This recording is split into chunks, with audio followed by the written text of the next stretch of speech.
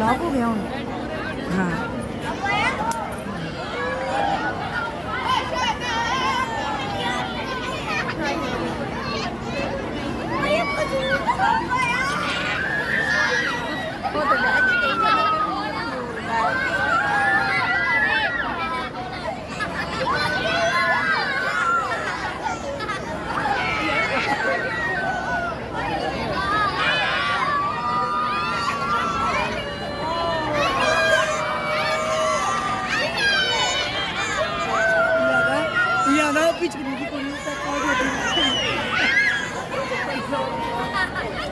ये अबू बकर और ये सनन, उमर और रेहान सारे एंजॉय कर रहे हैं।